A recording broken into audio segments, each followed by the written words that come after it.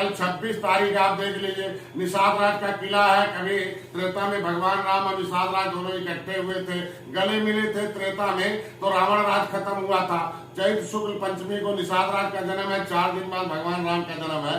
तो वहां निषाद राज किले को मंगल बना दिया, जंगल से पर्यटक स्थल घोषित कर दिया। 56 फीट बड़ी मूर्ति लगाकर वहाँ एक बड़ा पार्क बना रही है। 4 महीने बाद अभी पार्क अधूरा है, माननीय मुख्यमंत्री माननीय सिंह नेतृत्व आने की संभावना है और 4 महीने बाद उसका उद्घाटन है। वहाँ इस बार लाखों की संख्या में लोग आएंगे और पहली बार 10 साल से मैं उस किले पर जाता हूँ, कसम खा के आता हूँ और लोगों को यही बताता हूँ भाई कि त्रेता में कभी राम राज था, सुख का राज था, तब निषाद राज भगवान राम के हाथ में कलम और सत्ता थी। तो फिर से भगवान राम और निषाद राज के जय श्री राम जय निषाद राज वाले आ गए, फिर से सुख का राज आएगा और उसके लिए आप वोट इकट्ठा करिए। उसके लिए कल निषाद राज के किले पर पूरे प्रदेश के हर जिले से, हर ब्लॉक से, हर सेक्टर से लोग अपने बसों से आ रहे हैं, गाड़ियों से आ रहे हैं। और जयवीर सिंह माननीय जयवीर सिंह जो पर्यटक मंत्री हैं, कल उसके जो है उसके मुख्य अतिथि होंगे, मैं भी अध्यक्षता होगी। आप कल का विशेष प्रोग्राम है, सुबह 10 बजे से शुरू होगा और 10 बजे रात तक चलेगा। 4 बजे से लेकर 10 बजे रात तक सांस्कृतिक प्रोग्राम होगा, गायन भी होगा, नृत्य भी होगा, वंदना भी होगा, उसमें गाना बजेगा, उसमें नाटक भी होगा, चित्रण भी होगा। लोगों के दिलो दिमाग पर वो त्रेता का सुख का राज लाया जाएगा और बताया जाएगा कि किस तरीके से आप पहले थे, अब क्या होना, कैसे होना। तो ये हमारे सौभाग्य का विषय है कि 10 साल के बाद पहली बार सरकार ने उस निषाद राज के किले को अपने पर्यटक मतलब सांस्कृतिक विभाग से और निषाद पार्टी के सामंजस्य से, तालमेल से वो मानना शुरू हुआ है। ये मेरा समाज गौरवान्वित है। जो 56 फुट की मूर्ति जो 10 किलोमीटर दूर से दिखाई दे रही है,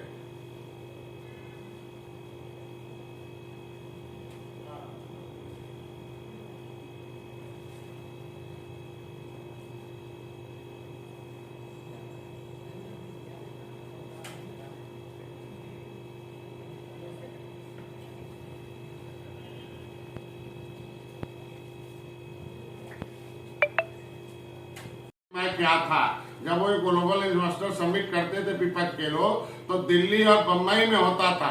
पूछा जाता था भाई उत्तर प्रदेश में क्यों, कहा कोई व्यापारी उत्तर प्रदेश में आने के लिए नहीं तैयार है क्योंकि यहाँ माफिया है, यहाँ है। तो आज मेरी सरकार ने एक ही काम किया है कि उत्तर प्रदेश से माफिया को आउट कर दिया है और इन्वेस्टर को इन कर लिया है। ये हमारी बड़ी उपलब्धि है। ये जो कह रहे हैं कि इन्हीं के समय के पाले हुए गुंडे थे, इन्हीं के समय पाले हुए सांसद और विधायक जो माफिया थे, और आज हमारी सरकार में, इनकी सरकार में उन्हें संरक्षण मिलता था और मेरी सरकार में उन्हें सजा मिल रही है। और निश्चित रूप में धन्यवाद दूंगा अपनी सरकार माननीय योगी जी को, मोदी जी को, कि कभी भी कोई भी घटना होती है, निंदा तो होती है, उस पर जांच होती है, जांच होने पर जो भी दोषी पाया जाता है उसे कड़ी से कड़ी कार्रवाई होती है, चाहे कितना बड़ा रसूखदार हो, उसे बख्शा नहीं जाता है। और हमारे वहाँ कोशिश की जाती है कि कोई भी निरपराध आदमी न फंसे, इसके लिए। तो विपक्ष के बाद बचाई का जनता ने उन्हें अस्वीकार कर दिया है।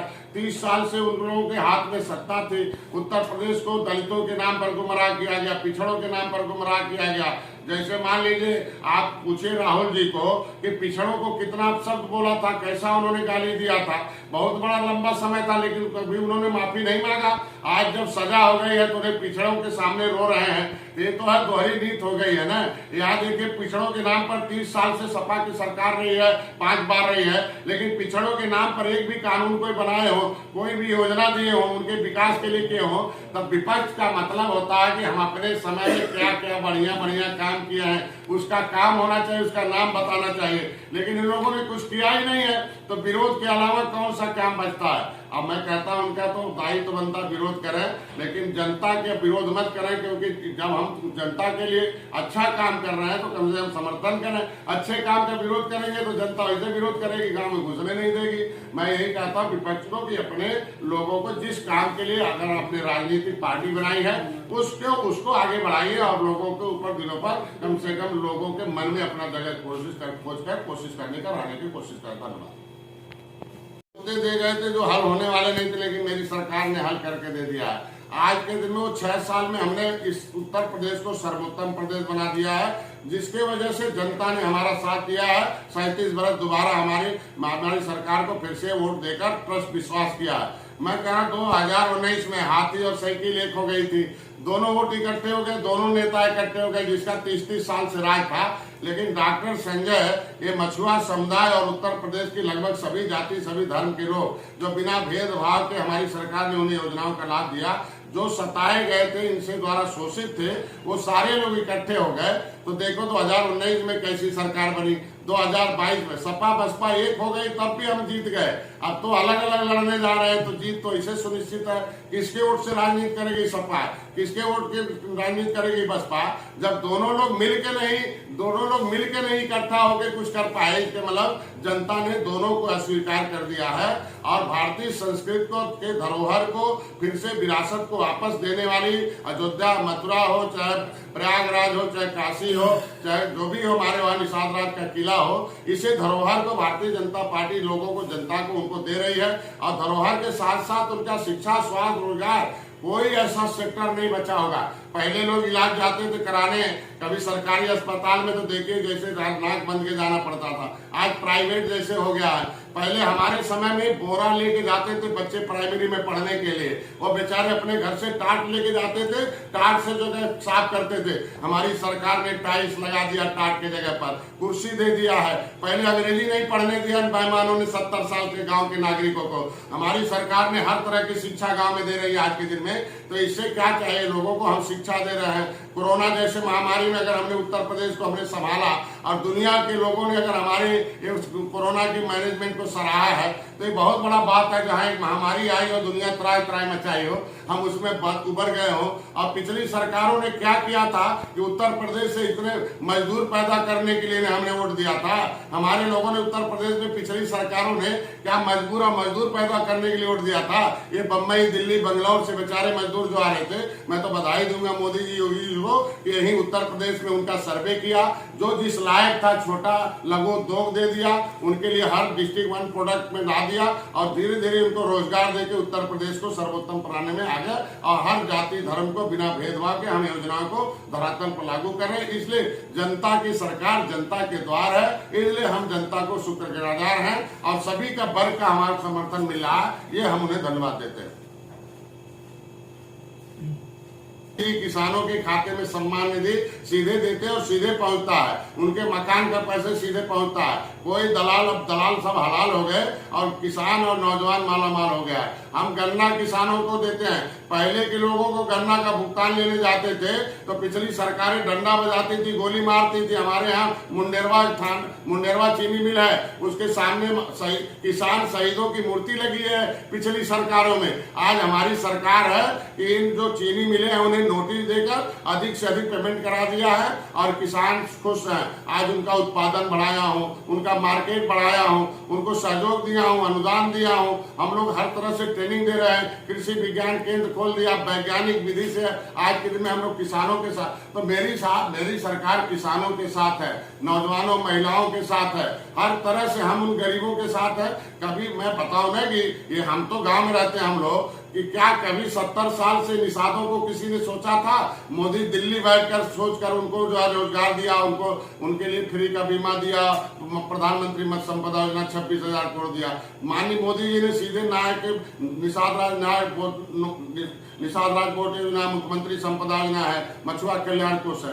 ऐसे हर क्षेत्रों में हमारी सरकार किसानों के साथ खड़ी है और उनके फसल का आप देखे होंगे कि बीमा जो है, फसल बीमा है, कैसे हम पेमेंट कर रहे हैं, कैसी तरीके से लॉस हो जाता है उनको पेमेंट करते हैं। उनके हर तरह से मार्केटिंग की, फूड प्रोसेसिंग की, किस तरीके से हम जो है प्रगतिशील किसान भी पैदा कर रहे हैं और उन्नतशील बीज भी दे रहे हैं, जिससे कि उनका आय बढ़े।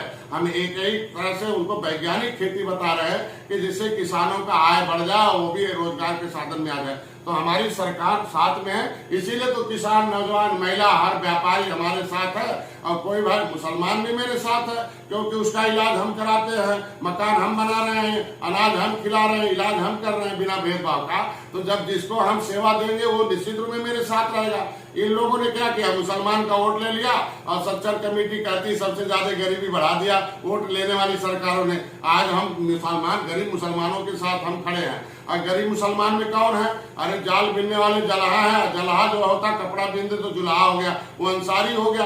आज बेचारा गया था पंसारी बनने मुसलमान धर्म करने के लिए, उसे अंसारी बना के देख लीजिए किस तरीके से जो है कि हाँ से कहाँ पहुंचा दिया। लेकिन आज हमारे गरीब हमारी सरकार है, हथकरघा उद्योग को है हर तरह से बढ़ावा है, अल्पसंख्यक आयोग में उनको सहायता, उनके बच्चों को मदरसे में विज्ञान पढ़ाना है, एकेडमिक शिक्षा पढ़ाना है, उनके बच्चों को भी आगे से शिक्षा, स्वास्थ्य, रोजगार में लाना है। तो ये सारी सरकार हमारी कर रही है, इसलिए हर वर्ग के लोग मेरे साथ हैं। इसलिए 2024 हम लोग पुनः जीतेंगे और ऐतिहासिक रूप से जीतेंगे, और देख लीजिएगा कोई विपक्ष का नामो निशान नहीं रह जाएगा। करके कंप्यूटराइज करके और जो हम उपकरण से जोड़कर, विज्ञान से जोड़कर, टेक्नोलॉजी से जोड़कर, मार्केट से जोड़कर, इकोनॉमिक से जोड़कर उन्हें हम आगे बढ़ाने का काम कर रहे हैं। ये सब योजना बन चुकी है जो धरातल पर आएगी।